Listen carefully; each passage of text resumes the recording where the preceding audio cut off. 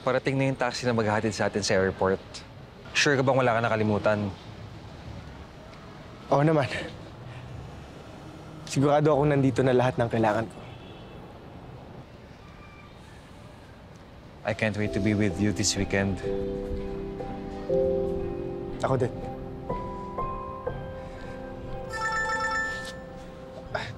Teka lang, ha?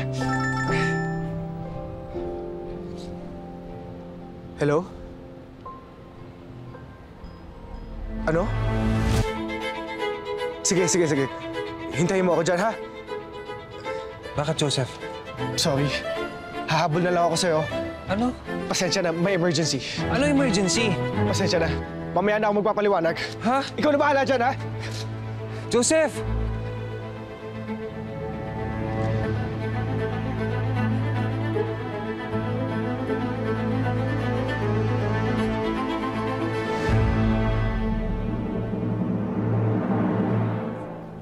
Via, nandito na yung release papers mo. Ma'am, pirma ka na lang dito.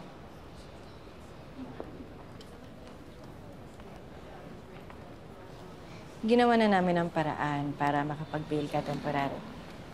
Paano? Pulled some strings. Friends from higher places.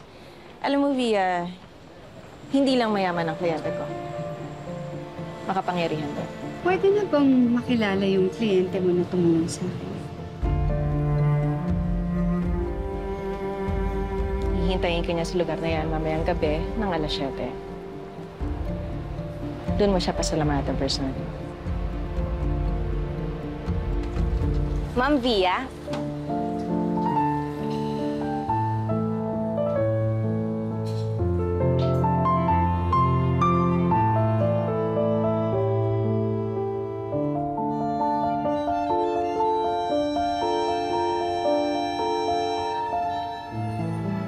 Martin?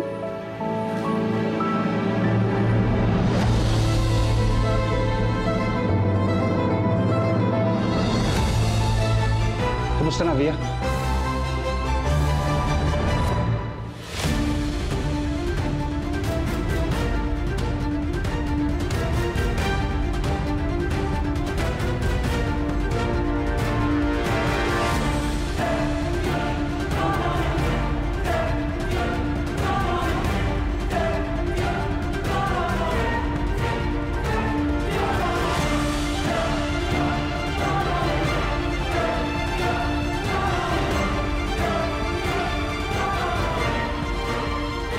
Anding, anong nangyari? Ibang doktor yung to-check ng test eh. Naka-off duty daw kasi si Doc Ronnie. I'm here. Doc! Buti nakarating po kayo. Saan ka galing? Kailangan ba lagi mo akong in-interview kapag nagkikita tayo? Tingin mo gusto kong nakakasama ang isang babaeng tulad mo? Bakit daw nag-ring ang phone ko? Parang gusto mo ring tumayo. May in-expect na ba na tawag na itong oras? Kung kaya mo sinungaling kay Nika eh. Bakit? Mahal mo? Tol, sino pa talaga sa dalawa? Boss mo o si Nika?